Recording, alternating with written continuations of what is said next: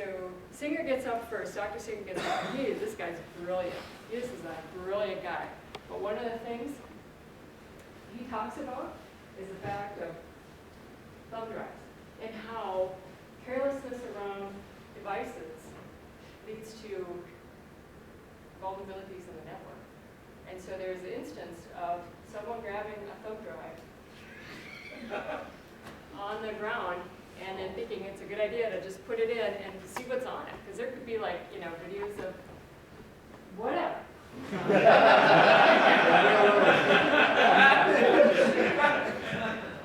Dr. Singer talked a lot about cat videos. Apparently cat videos are kind of a trending thing, right? Cute cat videos. But in this case, so you know who that was that picked up the thumb drive? Sorry, It was a U.S. soldier. And unfortunately, it was on a classified network. And unfortunately, it did install malware. So it is a very real deal. And it is difficult to put in security controls. And one thing I fight day in and day out is how to be operationally effective with all the security controls we have in place. Right? All right.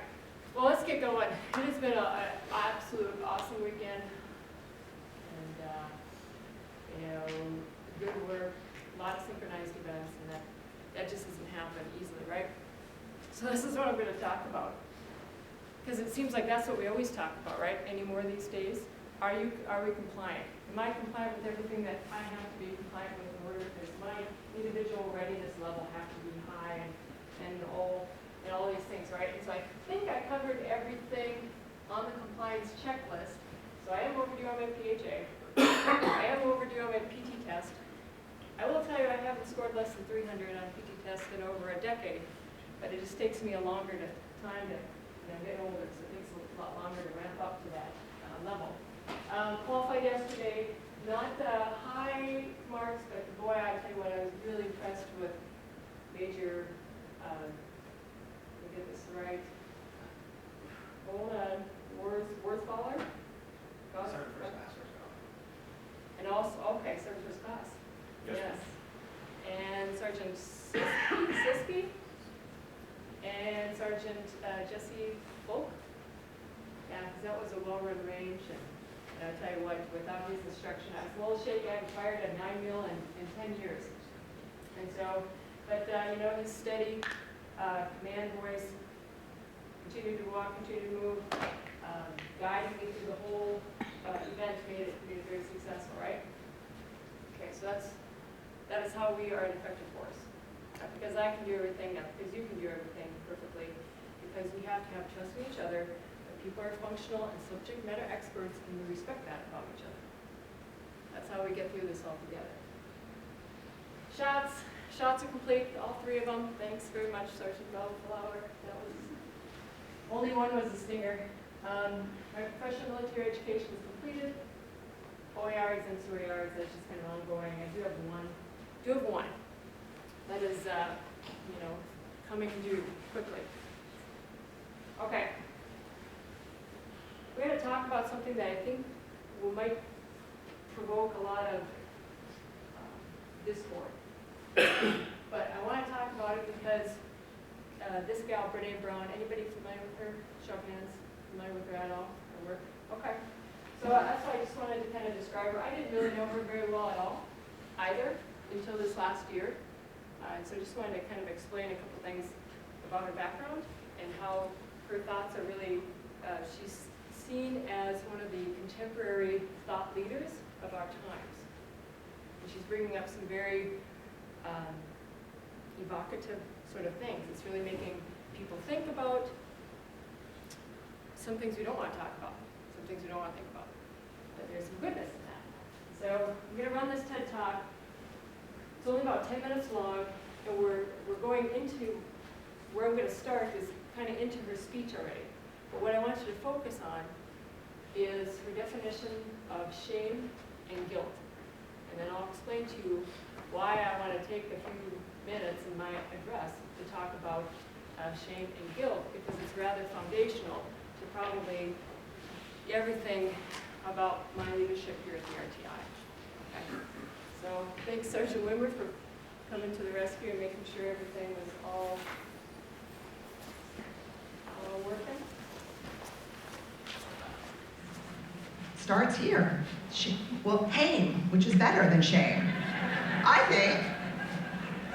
Because you don't have quite the visceral reaction to HAME. Like if you said, I'm in deep HAME, people would say, yeah, exactly. And I have to tell you, you have no idea the things I've heard of as a shame researcher. Like, the first group I did when I was piloting a curriculum that I wrote, one of the, in group therapy, someone usually emerges as a leader, and the leader came up to me and said, we're struggling with this group, which was a shame resilience group. And I said, what is the struggle? And she said, we don't like the word shame. And I thought, well, what do you think we should do? And she said, we call it shame. Wait, no. And for the next 5 weeks, we talked about the deep shame that we were trying to work through. So I'm okay with HAME. So HAME, fear, and vulnerability. So what I want to do is give you a window into shame and tell you a little bit about what shame is. Let me give you the quick 3 so you can breathe and pay attention to the next ones. We all have it. We're all afraid to talk about it. And the less we talk about it, the more we have it. Shame, we believe, is the most primitive human affect or emotion that we experience. We all have it. What we know from research about 3 or 4 decades now is the only people who don't experience shame have no capacity for human connection. If you don't experience shame, it's because you have no capacity for connection or empathy. And so what we're talking about there is kind of some serious psychopathology. So shame is something we all have. It drives 2 primary tapes, or kind of ways of thinking. The 2 big things that shame drives is never good enough, and who do you think you are? And those are vices, let me tell you. Never good enough. It's funny because if I said, how many of you wrestle with shame? No one would raise their hand. But if I said, how many of you struggle with perfectionism? That would be different, right? Would that feel different? Yeah, it would feel different. Shame, birthplace of perfectionism. Where we struggle with perfectionism, we struggle with shame. So this is a really universal thing for all of us. And it's really best easily understood as the fear of disconnection. There's something about me, there's something I've done or failed to do, and it's in this culture where our self-worth is tied to our net worth, where everyone's houses are supposed to look like stills out of the Pottery Barn catalog. How many of you received the Fall of Pottery Barn catalog? It's devastating to me. It is. I just want one autumn, for all the pumpkin crap to be outside and to have my kids in slow motion in sweaters. That's just one time. We have a media that tells us what we should look like, how much we should make, what we should weigh, how many times a week we should be having sex. We got the rules. And no one's doing it, but everyone's pretending. The issue around shame is it's an absolute silent epidemic. It's so funny because no one will talk about shame, but if you look at the Nielsen ratings for the last 5 years, the shows that really capture the top 10, shame-based programming, reality TV. I won't talk about what it felt like to be humiliated at work by my boss, but I'm sure as hell gonna watch you get voted off the island at 8 o'clock. Because there's something about that feels kind of good. And it's because I have no one to talk to about the fact that I got totally put down, in front of my colleagues today. Very quickly about men and women. There's some debate in the literature about if we experience shame differently. And so because I had some respect for that question, I interviewed separately. And again, I've collected thousands of stories over the last 10 years. I'm a qualitative interviewing. I do long interviews with people. And here's the thing about shame and gender. When that warm wash of inadequacy washes over me, it doesn't feel any different than if it were to wash over my husband or Ernie or any other guy in here. The issue about shame and gender is this. The messages and expectations that fuel shame are absolutely gender related.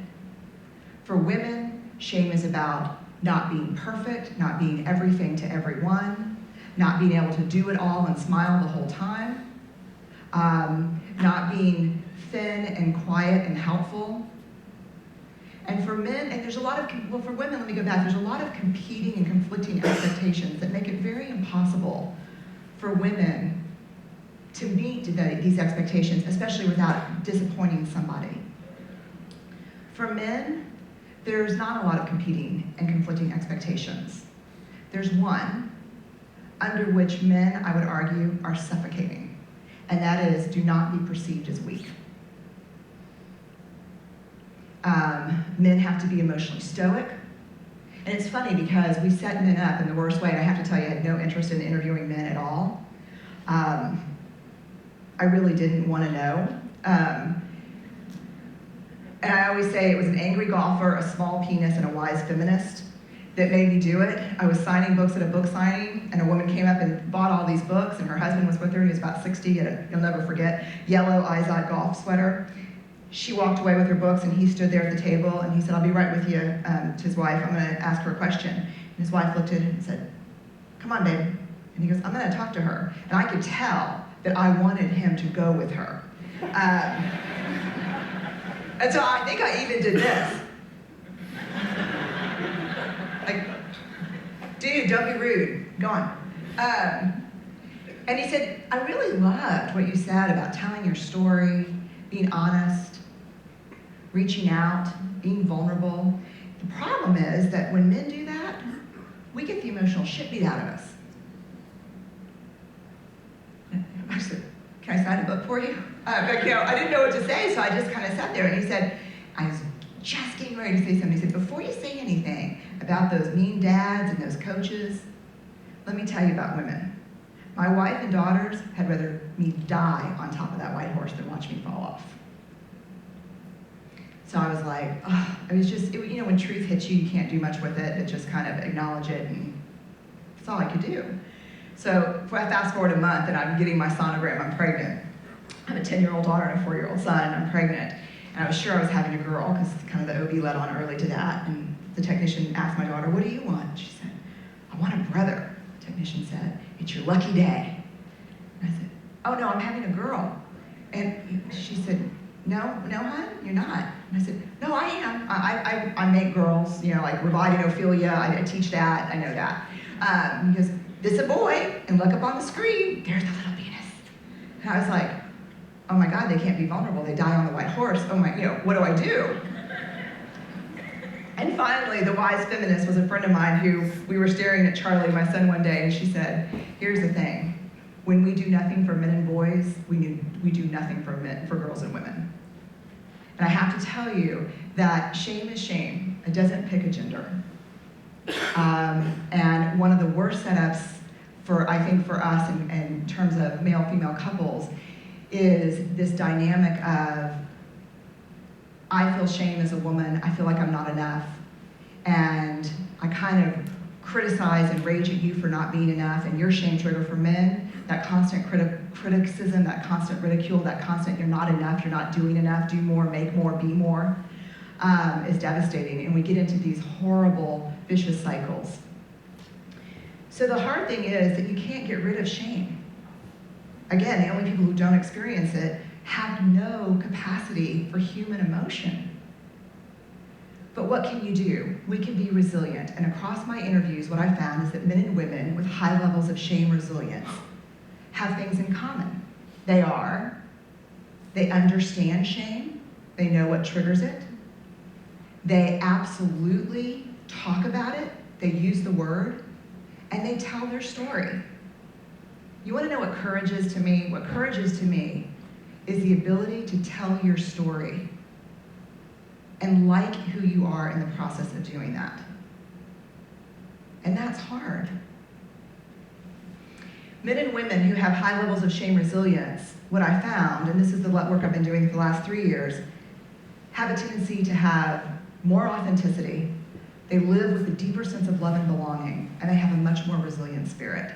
And I think those are the things we're after. I think we want to feel comfortable in our own skin. I think we want a deep sense of love and belonging. I think it's a basic human need. And I'll tell you very quickly, if you were to ask me just from the data, what is the difference between people who have a deep sense of love and belonging and people who are struggling for it? The answer would be worthiness. That's the only difference. Men and women who carry a deep sense of love and belonging within them believe that they're worthy of love and belonging. The trick is no prerequisites. Not when I make partner, not when I lose 20 pounds, not if I get pregnant, not if my husband comes back, not if my daughter gets into Yale, not if I make the Fortune 500. No prerequisites. Just as is, right now, worthy of love and belonging. And the last thing is a resilient spirit. That is an absolute outcome of being able to live in your story. You know, we get to rewrite the endings of our stories if we're willing to walk into them and own them. It's a powerful thing. Shame versus guilt, very quickly, and this is really important. A lot of people confuse these two. The difference between shame and guilt is the difference between I am bad and I did something bad. How many of you in the audience, if you made a mistake and hurt someone's feelings, how many of you would be willing to say, I'm sorry, I made a mistake? Show of hands. How many of you, if you made that mistake, would be willing to say, I'm sorry, I am a mistake? That's the difference between shame and guilt. Here's what we know, 3 decades of research. Shame, highly correlated. Addiction, violence, depression, bullying, and eating disorders. Guilt, inversely correlated, meaning people who have a healthy sense of guilt, I'm not gonna say, God, I'm so stupid. I'm gonna say, wow, that was really stupid. Do great. They do much better on these indicators. The implications for this around parenting are huge. We can measure whether people are guilt-prone or shame-prone. And guess what the number one predictor variable is of whether you're going to be shame-prone or guilt-prone? Parenting style.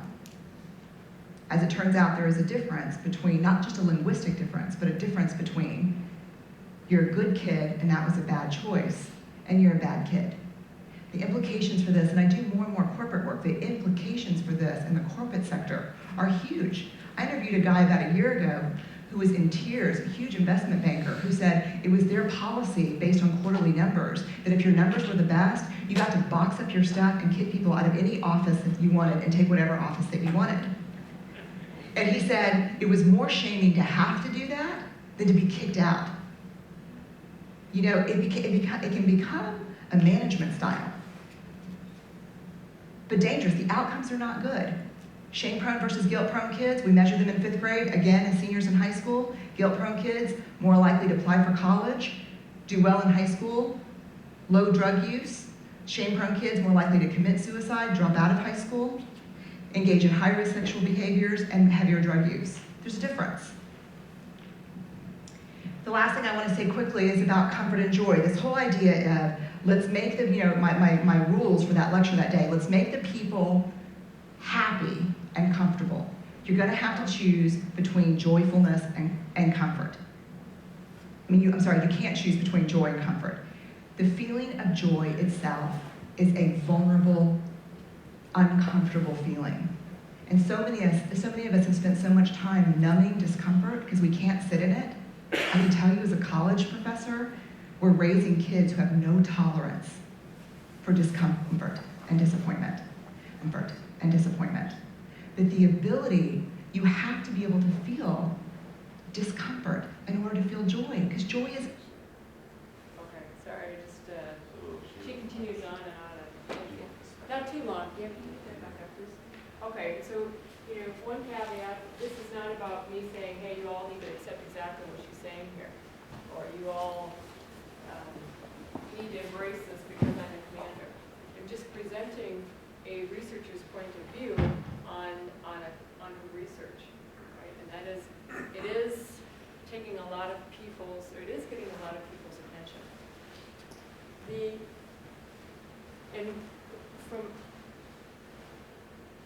So what I do want to focus on is, I said I wanted to look at that shame versus guilt, because she really brings up an interesting point, and she calls it a very dangerous management style. If we have a management style that is based on shame, okay? And to just kind of quickly differentiate again some of the points that Brene Brown had mentioned. There's a difference. Shame is I am bad versus guilt, I did something bad, right? And then correlations with the kids, or correlation with behavior and also kids.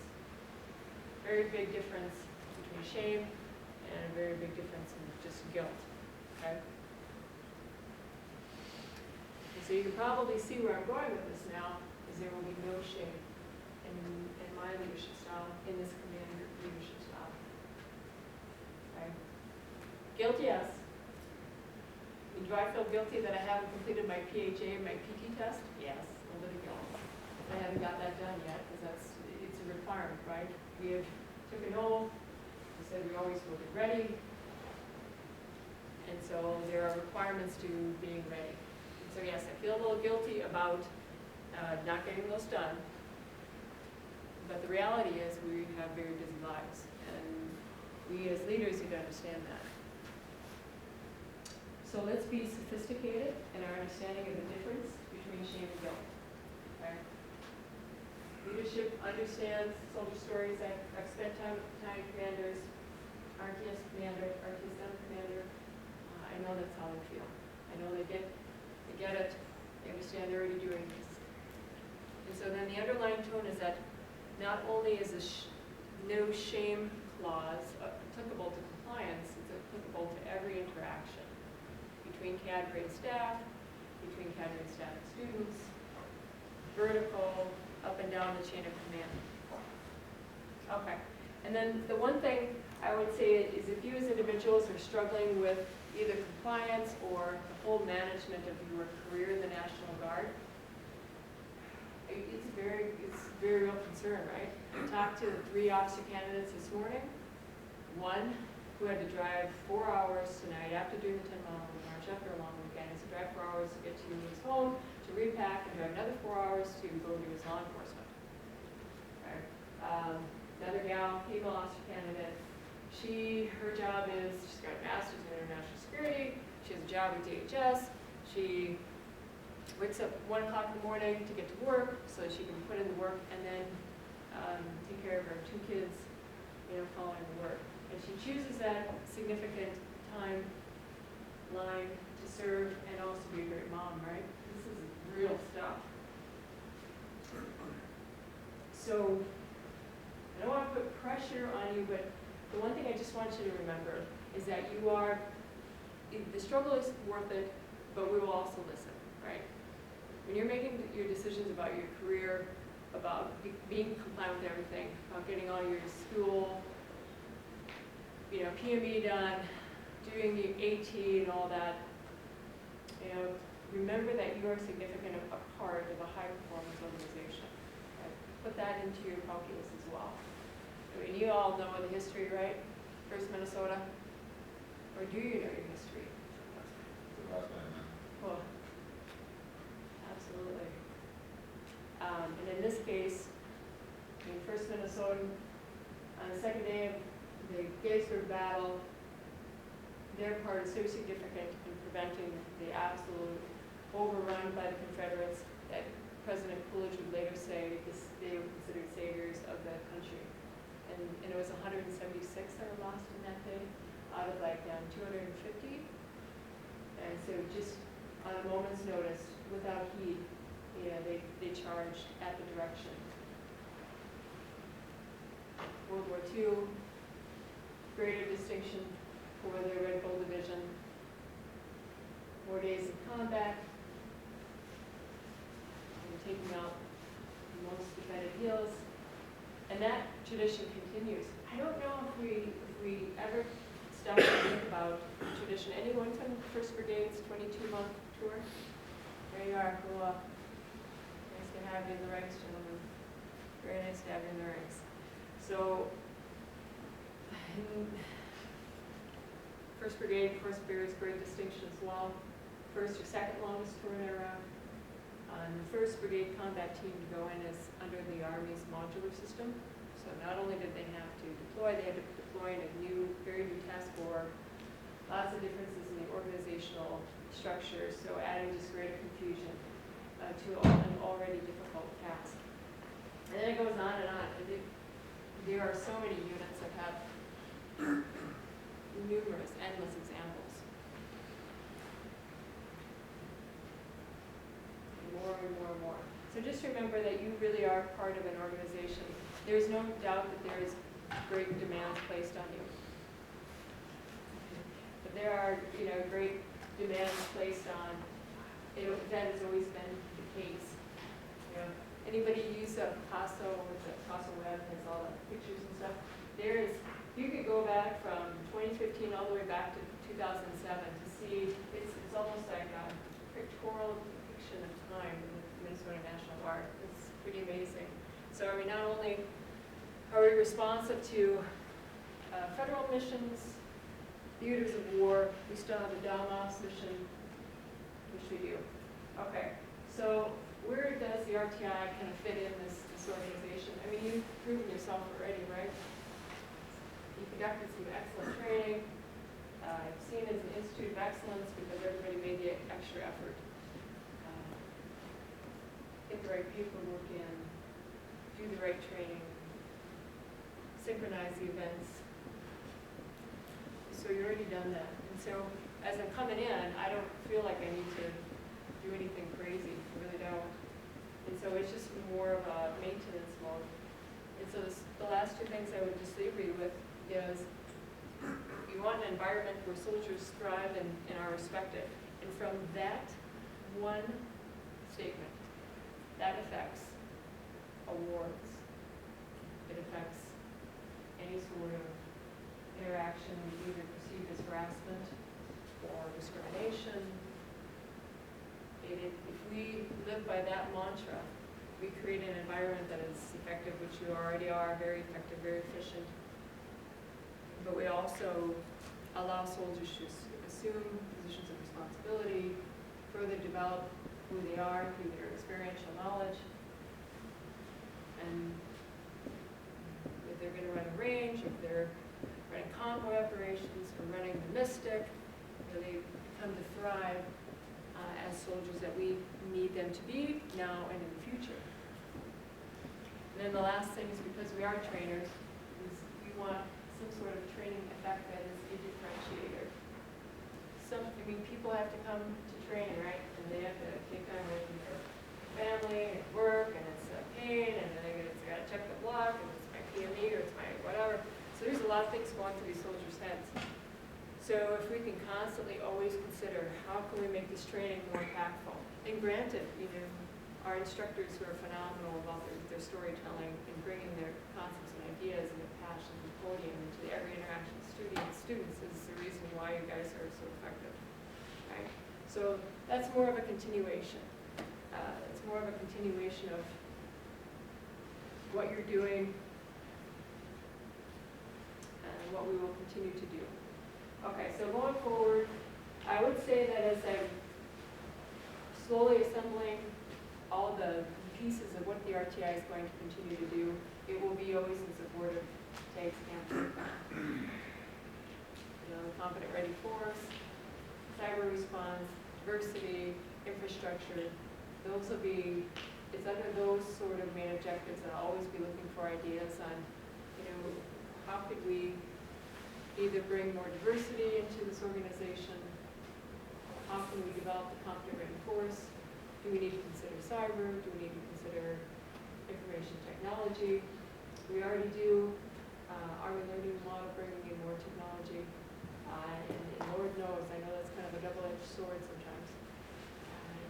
But we'll constantly, I think it's just about always searching and changing and adapting. Because the operational environment is always adapting, so we can adapt with it as well. Okay, any questions? You're lucky I have lots of property documents to sign.